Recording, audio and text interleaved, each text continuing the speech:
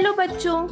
तो आज हम सुनने जा रहे हैं एक और मज़ेदार कहानी जिसका शीर्षक है बादलों के ऊपर की दुनिया। तनीषा एक 7 साल की प्यारी और जिज्ञासु बच्ची थी। उसे आसमान बहुत पसंद था, खासकर बदलते हुए बादल। वो रोज अपनी खिड़की पे बैठ जाती और बादलों को गौर से देखती थी। कभी वो उससे हाथी लगते, कभी कैंडी, कभी उड़ते हुए बादलों की तरह। एक दिन मम्मी हंसते हुए कहती, तनीषा की तो अलग ही बादलों वाली दुनिया है। एक दिन बहुत तेज बारिश हुई, स्कूल बंद था। तनीषा घर में अकेली थी और खिड़की से बाहर देख रही थी। तभी उसने देखा उसकी बालकनी में सफेद रुई जैसे बादलों से बनी एक सीढ़ी उग आई है। सीढ़ी चमक रही थी और ऊपर आसमान में कहीं जाती दिख रही थी। पहले तो तनीषा चौंक गई, फिर उसका मन बोला, चढ़कर देखो ना। जैसे ही उसने पहला कदम रखा, वो सीढ़ी धीरे धीरे उसे ऊपर की तरफ ले जाने लगी और फिर वो पहुंची बादलों के ऊपर और बादलों की दुनिया में। यह दुनिया सपना जैसी थी। वहाँ पेड़ टॉफी से बने थे, बादलों पर दौड़ते घोड़े थे, मिठाई की झीलें थी और हर चीज हल्की सी और खिलखिलाती थी। वहाँ बादलों जैसे दिखने वाले छोटे छोटे प्राणी रहते थे, पुंगी, बूंदे और फुल्लू। वे तनीषा को देखकर बहुत खुश हो गए। पुंगी बोला, तुम हमारी दुनिया में आई हो, इसका मतलब है तुम्हारे दिल में अब भी कल्पना जिंदा है।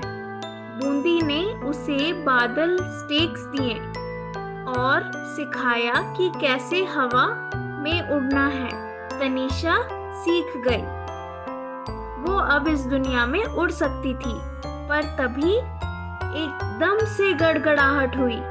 आसमान में एक विशाल चमकता हुआ काला बादल प्रकट हुआ। लेकिन ये तूफान नहीं, ये था गूंज बूंज, एक रहस्यमयी पहेली। जो कभी भी किसी दुनिया में आता था, वहाँ की सारी घड़ियां रुक जाती थी, रंग फीके पड़ जाते थे और सब कुछ सन्नाटा हो जाता था जब तक उसकी पहेली का उत्तर ना दिया जाए। गूंज गूंज की आवाज बिजली की तरह गूंजती थी। उसने बादलों के बीच चमकते अक्षरों में अपनी पहली पहेली लिख दी। अगर उड़ना चाहो लेकिन पंख ना हो, अगर बहना चाहो लेकिन नदी ना हो, तो क्या हो? पूरा आसमान शांत हो गया। पुंगी, बूंदी, फुल्लू सब सोच में पड़ गए। तनीषा ने भी आंखें बंद की। उसका दिल तेज धड़क रहा था, लेकिन फिर उसे अपनी मम्मी की एक बात याद आई, जो चीज तुम देख नहीं सकती लेकिन महसूस कर सकती हो, वही सबसे ज्यादा ताकतवर होती है। उसने आंखें खोली और मुस्कुराते हुए कहा, वो कल्पना है। गूंज बूंज हक्का बक्का रह गया।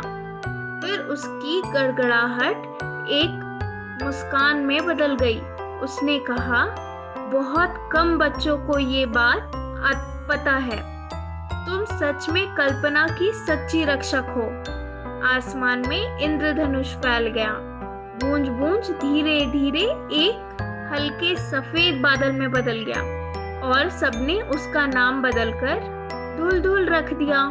बादल दुनिया फिर से रंगीन हो गई। मिठाई की बारिश होने लगी, घोड़े नाचने लगे और हवा में संगीत बहने लगा। पुंगी ने तनीषा को गले लगाया और एक आकाश मेडल दिया। तनीषा मुस्कुराई और सबको अलविदा कहकर वापस अपनी सीढ़ी से नीचे आ गई। अगली सुबह जब उसकी आंखें खुली, बालकनी में अब कोई सीढ़ी नहीं था, लेकिन तकिए के नीचे रखा था वही आकाश मेडल और साथ में एक छोटी सी चमकने वाली इंद्रधनुषी चाबी, और उसमें एक नोट लिखा था, जब भी तुम कल्पना करोगी, हम यही होंगे, तुम्हारे बादल दोस्त। तो इस कहानी से हमें यह सीख मिलती है, कल्पना सिर्फ सपना नहीं, वो हमारी सबसे बड़ी ताकत है।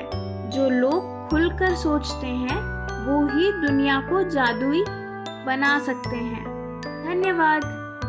ऐसे ही और प्यारी कहानियाँ सुनने के लिए चैनल को लाइक, शेयर एंड सब्सक्राइब करें।